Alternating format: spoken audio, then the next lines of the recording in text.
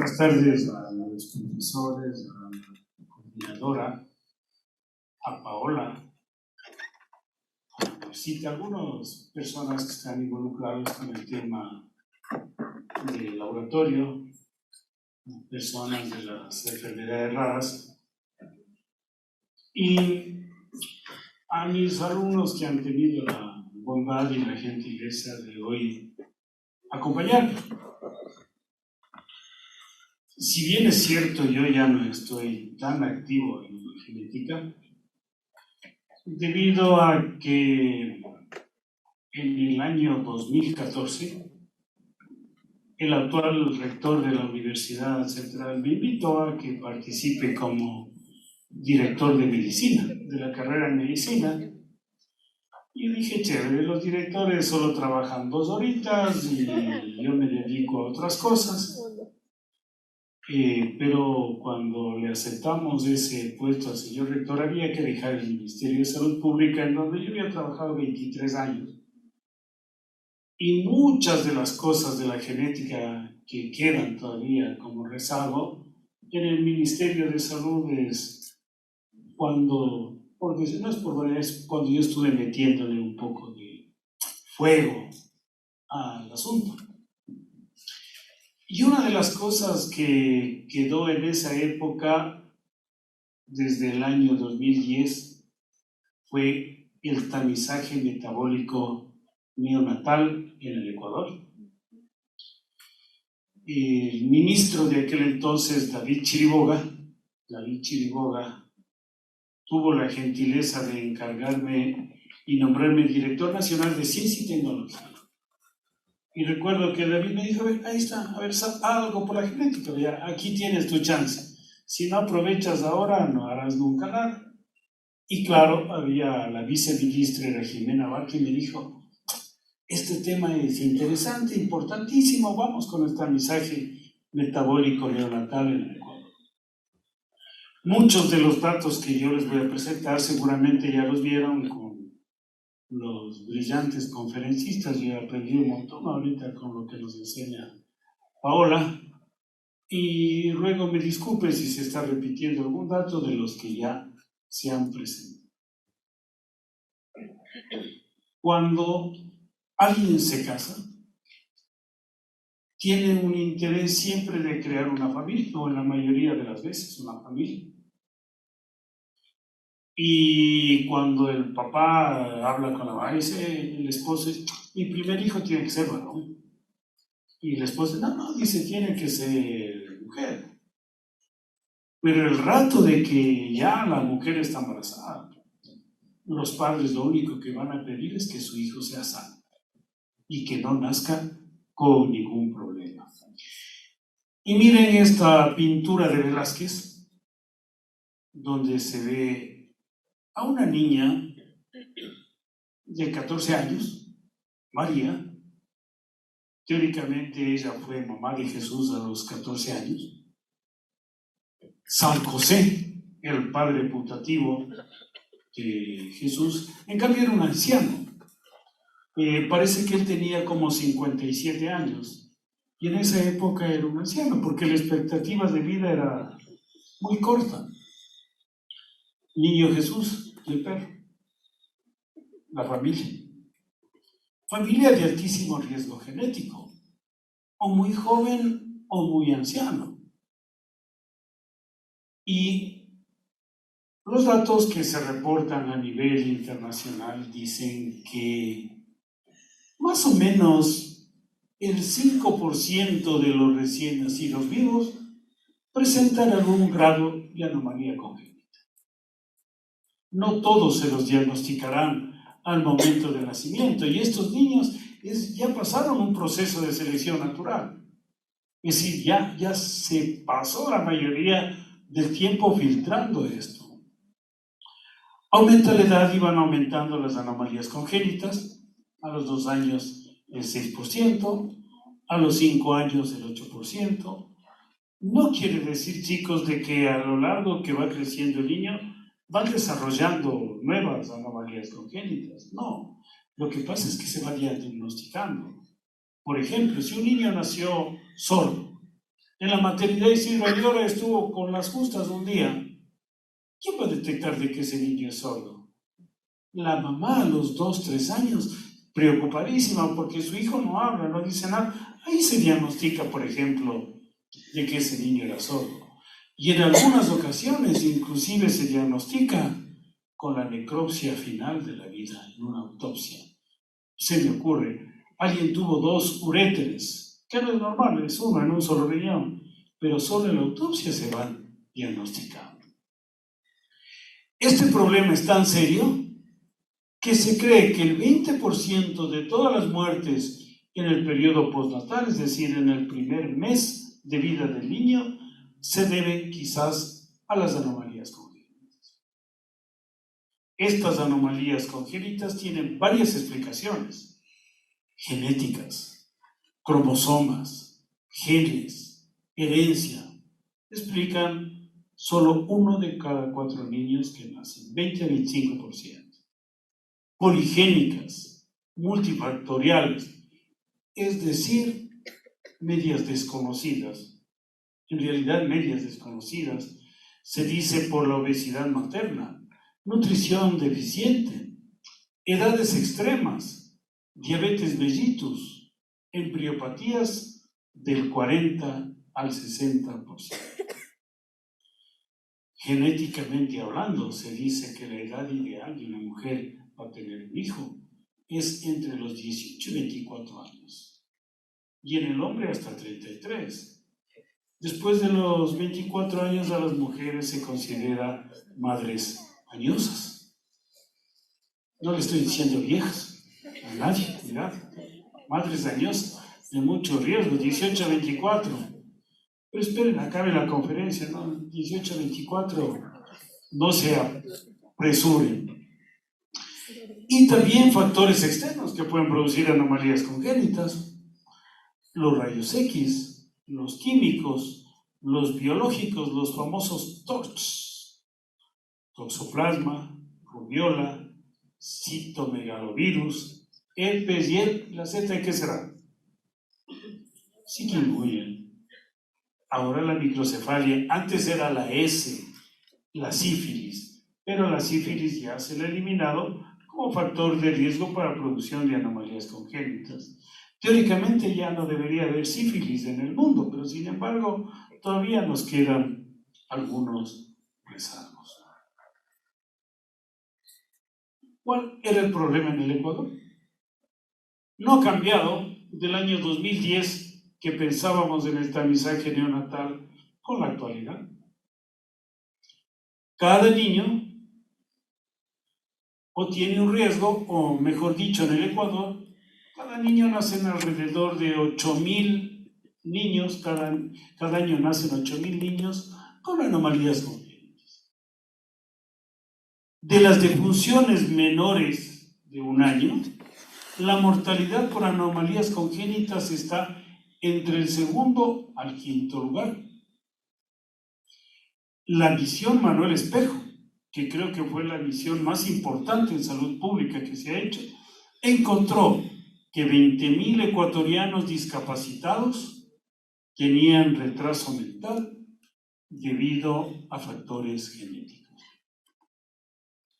Oigan, chicos, 1 de cada 3 camas de los hospitales pediátricos están relacionados con enfermedades genéticas. Usted me va a decir, no, no es cierto, son las diarreas. Sí, pero voy a averiguar la causa de la diarrea, que va a tener, qué sé yo, algún problema intestinal. No, dice las neumonías, no, ya no será que hay problemas de membrana hialina. Va a decir, no, porque yo vi que están fracturados los huesos de los niños. ¿Qué tiene que ver con la genética? Oiga, ¿no será que es una osteogénesis imperfecta? Entonces, fíjense en que el problema se va volviendo serio. Cada niño le costaría al Estado, más o menos del costo económico, hasta $300,000 al año. Es decir, problema serio de salud pública. Pero ahorita que estamos hablando de la sub-20, que estamos en un campeonato, que quizás seamos un campeonato mundial, ojo, el Ecuador ya tiene un campeonato mundial en genética, la microtia. ¿Sí? toda América Latina, en un clúster, en un estudio cerrado que se hizo en los hospitales de América Latina, se encontró que la prevalencia de microtia es 3.2 por cada 10.000 recién nacidos vivos. Quito, Ecuador, capital de todos los ecuatorianos, carita de Dios, 17.4 por 10.000, es decir, les damos 5-1 al resto de América Latina solo en malformaciones de oreja. Para que vean. ¿Y por qué será? Bueno, más adelante quizás expliquemos, bueno, de una vez, ¿por qué será? No había explicación lógica de por qué teníamos tantas malformaciones de oreja. Entonces dijo, la altura, Quito está muy alto. Entonces la hipoxia, oigan, La Paz, Bolivia está más alto y no tenían ese problema. ¿Saben por qué fue? Porque quizás el promedio de edad de los padres aquí en Quito es más alto que el resto de América Latina. Y aquí es muy fácil ir a la farmacia y comprar cualquier medicamento sin receta médica. Le venden lo que quieran. Entonces hay un uso indiscriminado de compra de medicamentos. Eso explicaba de quizás por qué esto era más alto. Les decía la misión Manuel Espejo, que fue el mayor estudio de salud pública que ha habido en la historia del Ecuador, revelaba que 20.357 de los discapacitados que se encontraron, de los 300.000 discapacitados, eran por razones genéticas. Y estos hubieran sido fácilmente prevenibles. Entonces, miren, qué problema. Si nosotros hubiéramos podido impedir esos problemas, como país estaríamos súper bien. Y si recordamos, como ya estaba hablando la doctora Paola Leones de las enfermedades raras, este cuento de las raras empieza alrededor de los años 50, cuando se empieza a ver la relación que hay entre algunas enfermedades mendelianas con algunos síndromes polimorfomativos y con la genética médica. Y la principal cosa que se empieza a llamar la atención, Bagley Tattoo, en los años 50, hablan de que un gen produce una enzima, y si se daña una enzima, pues vendrá alguna enfermedad metabólica. Lo mismo que ya fue bien estudiado y caracterizado en los años 70. Es decir, desde aquí se empieza a darle ojo a lo que debería ser alteraciones metabólicas. Y vienen las enfermedades raras, es decir, raras es porque son muy raras, y los medicamentos huérfanos. ¿Y por qué son huérfanos? Porque son tan caros estos medicamentos, son tan caros, que nadie los puede comprar. Por eso se llaman huérfanos. Pero hay solución para un montón de problemas. Y miren, las enfermedades raras dicen que son 1 por 1000, 1 por 2000, 1 por 3000, de acuerdo a diferentes países, Perú 1 por 2000. Y aquí se tomó la decisión de poner, cuando nazca un niño, por cada 10.000 habitantes. Pero ¿saben por qué? Solo fue por razones económicas. Si es que nosotros tomábamos de nuestros vecinos 1 por 2000, no había presupuesto en el Ministerio de Salud Pública que alcance para tratar estas enfermedades. Y yo fui partícipe de que se trate de hacer por 10.000, porque de alguna manera teníamos que empezar a afrontar lo que antes se desconocía. Ni siquiera el tema de genética constaba en ningún programa del Ministerio de Salud Pública. Y estas enfermedades raras, fíjense que equivalen al 20% de todas las muertes infantiles, es decir, 1 de cada 5 niños que se mueren es por estas enfermedades. Y las raras son responsables del 10% de todas las hospitalizaciones pediátricas. Entonces, estas enfermedades raras tienen un impacto vital en la población. 60% de las raras debutan en el infarto, con una gran mortalidad. La mitad de todos los niños que se afectan tienen déficit de desarrollo motor, sensorial o intelectual. La mortalidad del 35% de ellos se mueren antes de un año. El 22% restante entre 1 y 15 años. Las medicinas son limitadas y de alto costo. Gran cantidad de las nuevas medicinas que se desarrollan en el mundo todavía están en etapa experimental. Hay una complejidad diagnóstica y terapéutica. Yo estoy seguro de, para un montón de los que están aquí, primera vez en la vida que escucharon de los microRNAs. Nunca hemos escuchado de eso. En ocasiones, chicos, transcurren más de 10 años para lograr un diagnóstico adecuado. Y estos niños pasan de médico en médico, de hospital en el hospital, sin que nadie les dé un diagnóstico. Y qué pena decirlo que solo el 6% de los afectados utilizan estos medicamentos muy caros, aunque el 51% tienen muchas dificultades para acceder a estos medicamentos. Estas enfermedades raras tendrán los niños deficiencias motoras, cognitivas, sensoriales, complejas. Son los niños más frágiles que pueden haber. No hay ni médicos que los traten, ni acceso a los medicamentos. Entonces, en el año 2010, se logró un convenio para que los médicos ecuatorianos que quisieran formarse en genética vayan a Cuba. Si vayan a Cuba, en donde, claro, era el gobierno de la Revolución Ciudadana, en donde había apertura con el gobierno cubano y los recibía a estos médicos. Ahora ya hay un sinnúmero de médicos genetistas clínicos ya que se formaron, que ya regresaron. Y en realidad quizás ellos no saben que yo fui medio responsable de que ellos vayan a formarse allá. Pero nos habíamos quedado aquí. Y de aquí salen los errores metabólicos. Y cuando hablamos de errores metabólicos, estamos empezando a ver ya la patología que fue producto del tamizaje neonatal. Hay más o menos unos 550 errores innatos del metabolismo que operan unos 3.000 pasos metabólicos diferentes.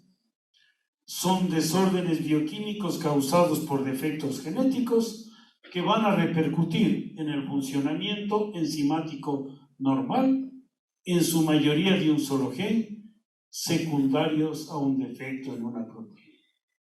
En algún lado de las vías metabólicas está alterado esto. Y eso hace que haya niños, más o menos uno por cada 500 recién nacidos vivos, quizás podrían tener un tipo de estos errores. Y claro, hay algunos que están muy bien clasificados y la frecuencia en la población general. Lamentablemente estos valores son extranjeros, no teníamos valores propios para decir en el Ecuador se produce con tal prevalencia estas enfermedades. Y de aquí escogimos algunos. Agarramos el hipotiroidismo congénito, porque es lo más frecuente que se ve aquí.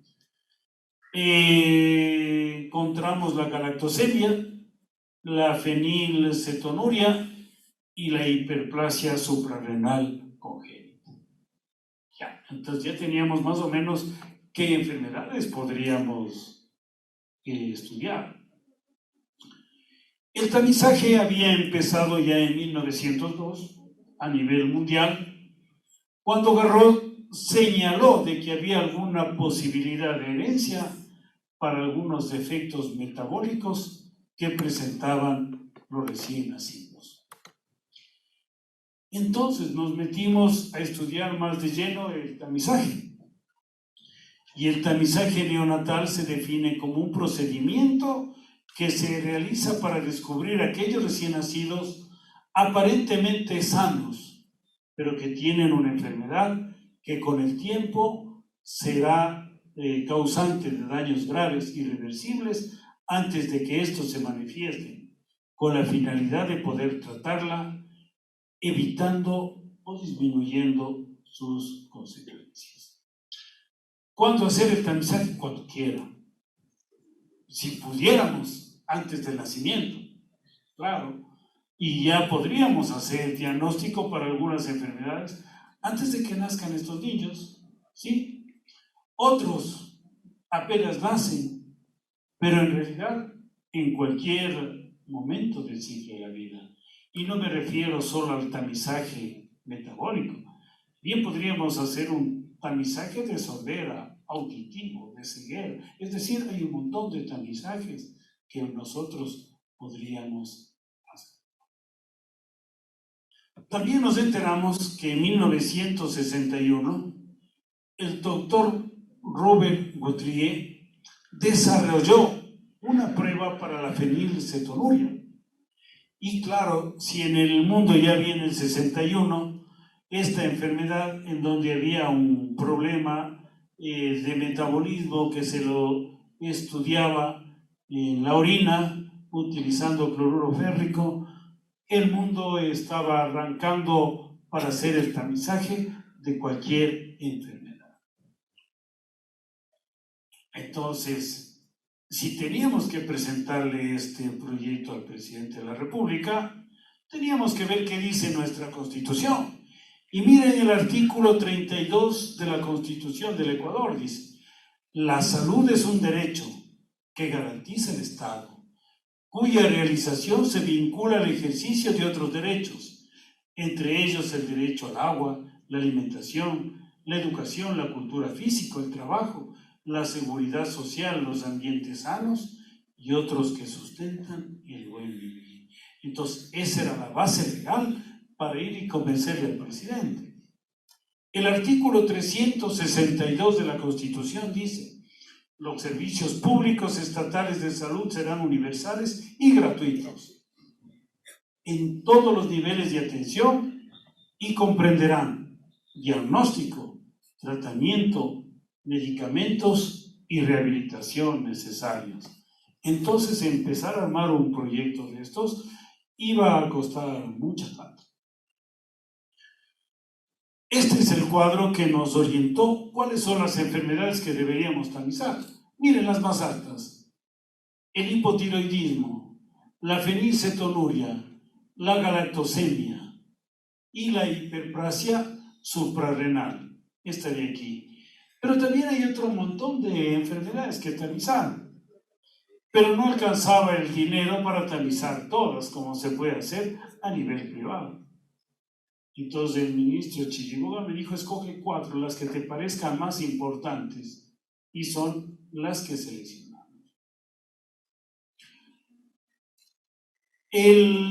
Oficialmente el proyecto de tamizaje neonatal inició el 2 de diciembre del 2011 con un proyecto que lo elaboramos conjuntamente con la doctora Alicia Rodríguez, con ejecución interinstitucional entre la Vicepresidencia de la República y el Ministerio de Salud Pública.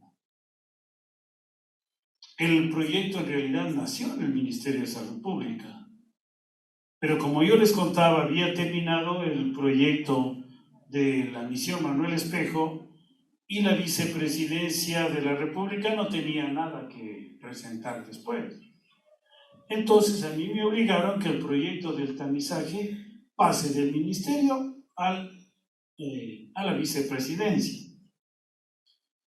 Pero chicos, yo creo que solo quien concibe un proyecto sabe cómo ejecutarlo. Si uno dice venme naciendo, ya va a haber algún problema. Y se dio el problema, que mientras el proyecto original estaba pensando en todo tecnología automatizada, Perkin-Elmers y de tal, el gobierno dijo: hagamos el mismo proyecto, pero con tecnología semiautomática y algunas cosas manuales. Ahí se acabó el problema. utilizaron tecnología cubana. Yo no tengo nada en contra de la tecnología de Tecnosuma, pero para estas cosas había que usar otro tipo de patrones. Esta fue la justificación que presentamos para la aprobación del proyecto, que si las enfermedades son diagnosticadas y tratadas durante el primer mes de vida, se evitarán lesiones neurológicas irreversibles. Las enfermedades genéticas tienen alto riesgo de repetición en la familia y el diagnóstico adecuado permiten asesoramiento a la familia. La inversión, comparada con los costos de tratamiento, es mínima. Además, ya muchos países, casi todos los países de América aplicaban el tamizaje neonatal, excepto el Ecuador, por supuesto. El 43% de la población ecuatoriana presentaban discapacidad. De estas, 24% eran discapacitados intelectuales. ¿Qué quiere decir? Que 84,000 personas más o menos del total de la población tenían este problema. Y todas, casi la mitad, eran de origen prenatal. ¿Por qué hacer el diagnóstico genético? Del tamizaje es sensible, rápido, 100% específico y ya su uso era rutinario en el mundo desarrollado. Objetivos del tamizaje neonatal: prevenir el retardo mental y otras discapacidades provocadas por enfermedades metabólicas, hereditarias y trastornos relacionados a través de la detección oportuna y tratamiento temprano para el buen vivir de la población. Específicos: realizar a nivel nacional de forma obligatoria a todo recién nacido estas pruebas para la detección, como les dije, del hipotiroidismo, fenilcetonuria, galactosemia e hiperplasia suprarrenal congénita en una primera fase. Eso en el 2010. La proyección que yo tenía armada al 2022 era ya 20 enfermedades a ser tamizadas. Seguimos en 4. Es decir, no ha habido un avance. Ha retrocedido el proyecto de tamizaje. Si algo se queda estático, en lugar de avanzar, quiere decir que en realidad es un retroceso. La meta: hacer el diagnóstico específico de esta enfermedad congénita sintomática a todos los recién nacidos en el país, con el propósito de brindarle atención integral temprana al paciente para evitar sus efectos sobre el desarrollo normal.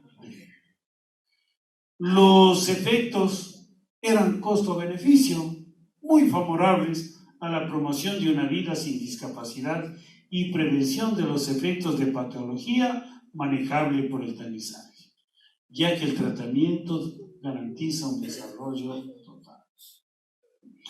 Entonces yo me volví judío errante con la flash cargadita para que me den chance de presentarle al presidente Correa el proyecto. Y ustedes recordarán que antes había los gabinetes itinerantes. Entonces, el gabinete aquí, en otra ciudad, hasta que el ministro me dijo: mañana es en el TENA, ahí no hay mucho en la agenda, ahí presenta tu proyecto. Entonces yo fui con la flash, así igualito como aquí, la cargué, y el presidente dijo: ¿de qué se trata tu proyecto? Y yo le dije los objetivos del proyecto y lo que íbamos a hacer. Y dijo: ¿y cuánto cuesta el proyecto? Le dije: $17 millones, presidente. ¿Cómo? Sí, $17 millones costaba el proyecto para diagnosticar 1,000 niños en 4 años. Dijo: carísimo, siguiente proyecto. Ah, no, me dijo mi amor. Bueno, y mientras yo iba a retirar la flash, porque ya estaban a la cola los otros proyectos, le dije: presidente, invitándole, le dije: por cada niño que se le escapa a usted, le costará entre $64,000 y $330,000 al año por niño. Muchos millones, presidente. Entonces dijo: a ver, espera. A ver, explícame bien, mismo de qué se ha tratado. Entonces yo le empecé a presentar estos cuadros.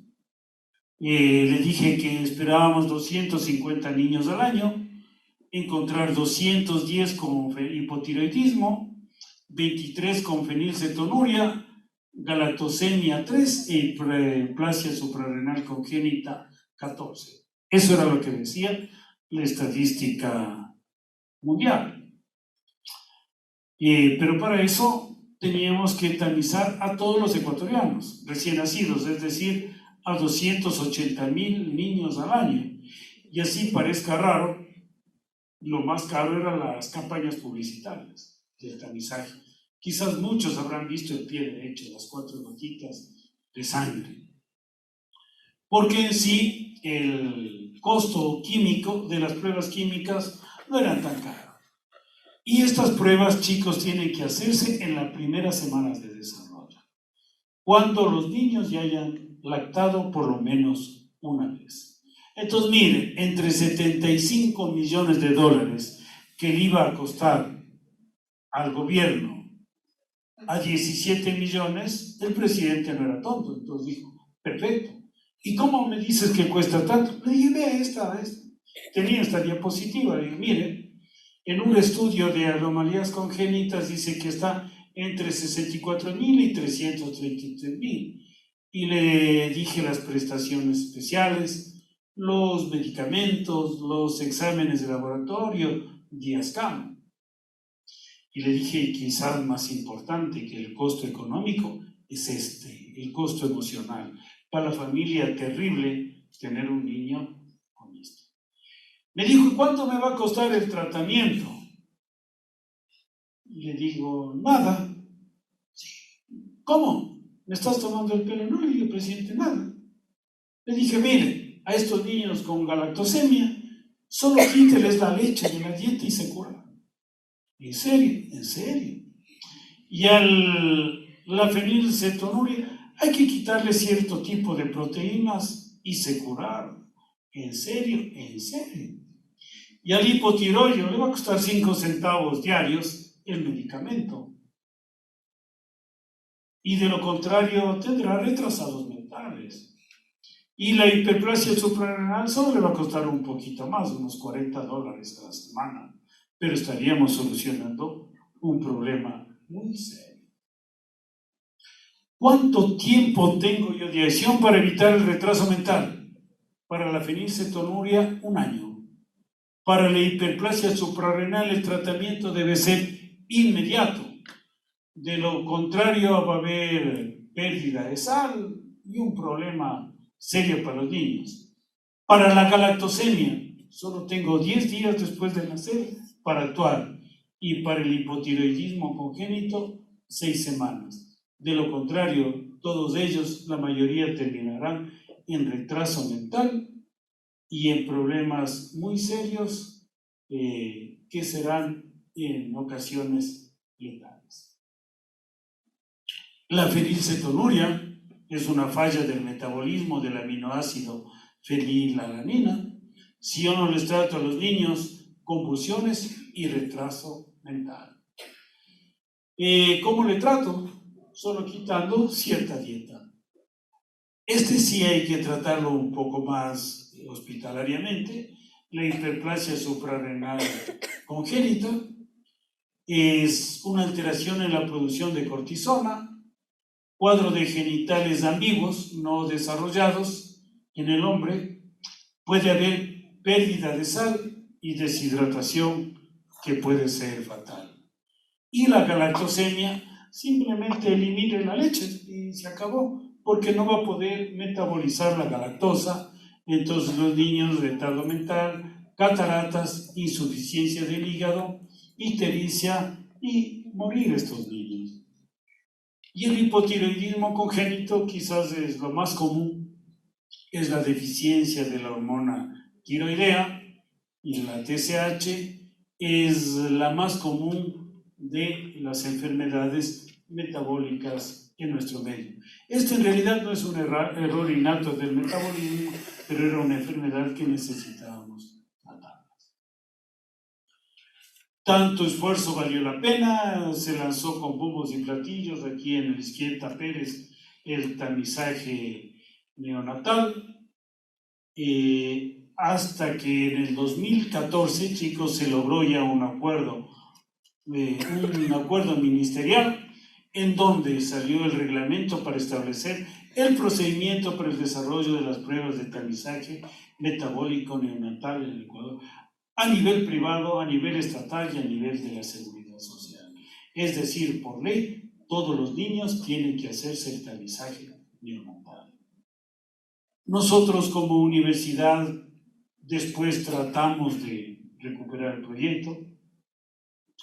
Lo que ahora el proyecto lo ejecuta un laboratorio privado con Yachay, aquí el Centro de Biomedicina de la Universidad Central, donde está la Marcita, aquí abre los ojos. Lo iba a hacer a la mitad de precio el tamizaje, pero lamentablemente son las cosas políticas que impidieron que se haga aquí en la universidad. Para que sea efectivo este proyecto debe ser realizado durante las 2 primeras semanas de vida, preferiblemente entre el 4º y 7º día de vida después del nacimiento. Útil, como ustedes vieron, hasta los 2 o 3 meses, después ya es una pérdida. El neonato ya debe haber lactado, por lo menos 24 horas. Ahora, ¿qué voy a hacer con las mujeres que dan a luz en la maternidad y se van al otro día? ¿Ustedes creen que van a regresar los 4, 7 y 10 días? Ya no regresan nunca más. Entonces había que tomarles la muestra a ellos ese mismo momento, después de la primera lactancia. Y el proyecto aseguraba el tratamiento para cualquiera de estas 4 enfermedades. Y aquí, en esta tablita que se fabricó, es una hoja, aquí estaba aquí venían las gotitas de sangre, las muestras, que había que ver cómo se llena, que no sea sobrecargado, que no sea escaso, con todos los datos, absolutamente todos los datos para ubicarles a estos recién nacidos. La famosa prueba del talón. ¿Por qué? Porque 4 gotas era muy fácil sacar de aquí, del talón, no podíamos sacar ni de venas ni del dedo, entonces el talón, o quizás también se podía hacer del pabellón auricular. Pero esta es de las fotos que presentábamos en aquella época de cómo debería hacerse la toma de muestras. La tableta, el papelito de Gutiérrez, se llevaba al laboratorio, por fluorometría, se armaba todo eso, se reportaba por correo, todas las muestras llegaban aquí a Izquieta Pérez por correos del Ecuador y se hacía el estudio. El problema que les dije es que ya no era automático, era semimanual, y a los 3, 4 meses ya teníamos una habitación llena de tarjetas atrasadas en procesarse. Y claro, a un papá después de 3, 4 meses ya no les encuentra. Ya no les encuentra para decir, su hijo ha tenido este problema y hay que hacerlo. Chicos, y qué pena lo que les voy a decir, pero es cierto. Los últimos datos que hay del tamizaje neonatal son del 2018. Del 2018. Como yo tengo cierta palanca en el ministerio, le llamé al ministro, le digo, estimado señor ministro, necesito los datos del tamizaje. Claro, me dijo, encantado. Ya le ordeno a la viceministra de Gobernanza. Viceministra de Gobernanza, el ministro dice que me dé los datos. Claro, dice, ya le entrego al subsecretario que le dé los datos. Y hasta hoy en la mañana me dijeron, lo último que hay es el 2018, le vamos a dar la base de datos, pero la base de datos está sucia, está incompleta, hay que limpiarla y hay que procesarla. Hijo, yo me asusto, 2023, 4 años de retraso en algo que era prioritario para el país. Pero bueno, miren, la principal de ese año 2018, con 260,000 niños que se escrutaron, 274 presentaron hipotiroidismo congénito. La hiperplasia suprarrenal congénita salió 99, 5 veces más de lo que esperábamos. Qué interesante. La fenilcetonuria salió en lo esperado y la galactosemia salió 5 veces más de lo que esperábamos. Es decir, nosotros los ecuatorianos tenemos alguna característica especial, que si ya tuvimos el campeonato mundial de microtia, parece que por aquí tenemos otro campeonato mundial. No es que solo los brasileños, ¿no? Un gol a la salud genética. Y bueno, ¿y qué hacer con esto? Creamos el PRONAGE, el Programa Nacional de Genética, que debería darle sustento al tamizaje neonatal. Y este programa, el PRONAGE, el Programa Nacional de Genética, fue publicado en el 2012, en donde dice que el Ministerio de Salud normará, desarrollará y ejecutará el Programa Nacional de Genética Humana. Y el PRONAGE, dentro de sus componentes, tenía investigación científica, docencia, bioética, registro de malformaciones congénitas, política normativa, como por ejemplo esto del tamizaje es política, y la creación de un servicio. Y creamos el CGMED, el Centro de Genética Médica. Y este CGMED era el obligatorio de realizar el tamizaje neonatal. Este funciona ahora, creo que todavía en el edificio del Centro de Biomedicina en Calderón, pese que no se procesan las muestras ahí, pero por lo menos quedará para la historia de que se creó el CGMED, que era el responsable del tamizaje neonatal. Pero mucha gente dice, oiga, pero ustedes dejan creando los programas y se van. Un ratito, chicos, yo logré que las Emplaves, que era el organismo que financia los proyectos, nos apruebe la creación del PRONAGE con un presupuesto de 44 millones de dólares. Es decir, iba a seguir a partir del 2012 en adelante. Y conjuntamente con la doctora Alicia Rodríguez, una bioquímica fantástica, que le gustaba poner ñeque a las cosas que hacía, quedó financiado el programa de genética en el Ecuador. Quizás yo digo lamentablemente o ventajosamente, ya en el 2014 venimos a la facultad a tiempo completo, quedó eso un poco abandonado y que yo conozca, nadie le ha seguido poniendo mucha fuerza para continuar con este PRONAGE.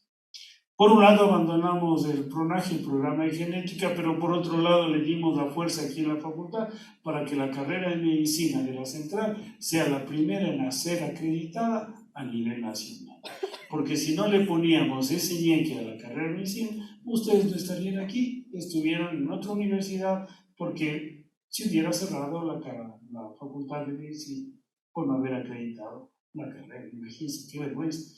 La carrera más antigua del Ecuador, 330 años cerrada, terrible hubiera sido. Pero bueno, donde hemos estado le hemos puesto pecho a las balas. Pero también quedaron las guías de práctica clínica para las enfermedades metabólicas. En el 2013 la de la galactosemia, de la fenilcetonuria, en el 14 la de la hiperplasia suprarrenal congénita. De esta ya no fui partícipe yo, en el 15 fue la del hipotiroidismo congénito. Pero hicimos la política, hicimos el proyecto, hicimos el tratamiento de la enfermedad, conseguimos el financiamiento y hicimos la publicación que garantizaba. Chicos, el tamizaje neonatal se ha convertido después de las vacunas en el procedimiento más aceptado en la prevención primaria. Muchas gracias.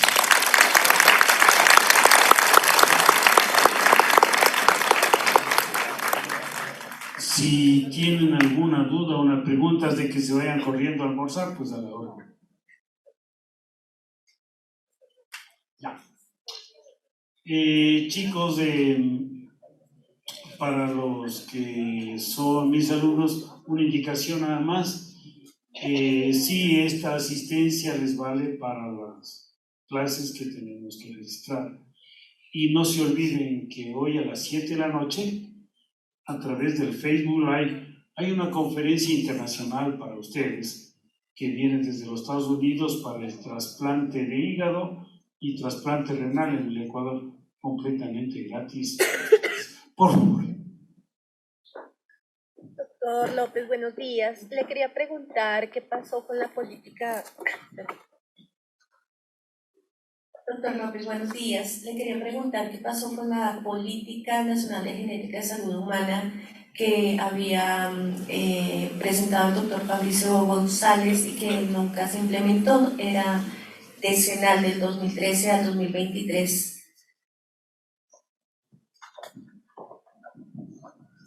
La Política Nacional de Genética fue elaborada por el doctor Fabricio González, quien le habla, la doctora Gabriela Aguinaga y la doctora Alicia Rodríguez. Nosotros entregamos la Política Nacional de Genética a la Asamblea. Hasta ahí le puedo contar. Como muchos proyectos que no tienen apadrinamiento político, se quedan ahí, pero nosotros entregamos la Política Nacional de Genética. Y de alguna manera se logró un gran impulso cuando la ministra Verónica Espinosa estuvo de ministra de Salud. Ella decía, bueno, para cuando se elaboraba la política, Verónica era asesora, subsecretaria. Y yo sí recuerdo como anécdota y medio chiste, medio broma, la Verónica me decía a mí, yo soy la mamá de la genética en el Ministerio de Salud Pública. Y me decía, vos eres el papá de la genética porque habíamos logrado crear el pronaje y el genero. Y le decía, Berito, verás que yo soy casado. Vos eres la mamá, entonces llegas a moza nomás conmigo, porque no podemos llegar. Y mire lo que es la vida, ella ministra de Salud y yo decano de la facultad.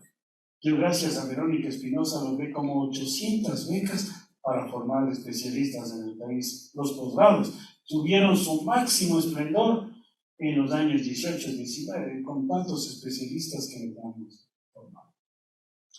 Las cosas políticas van quedando ahí. Con Verónica se logró aprobar la Política Nacional del Cáncer, por lo menos esa sí está en ejecución, pero la política de genética se ha quedado ahí. En el nuevo Código Orgánico de Salud que está por salir, que está en segundo debate, hay muchas cosas de la genética que podrían ser. Quizás cuando le nombremos a Fabricio González asambleísta, para que alguien le dé un impulso ahí, si no, de lo contrario, es muy difícil luchar con la asamblea. ¿Sí? ¿Alguna otra pregunta? Gracias, chicos. Nos vemos con un grupo hoy a las 3, con los grupos de mañana a las 2 y a las 4. Bueno, y les veo en la noche a las 7 de la noche en el Facebook Live de la Dirección de Relaciones Internacionales de la Universidad en una serie de conferencias mensuales que hay. Gracias, chicos.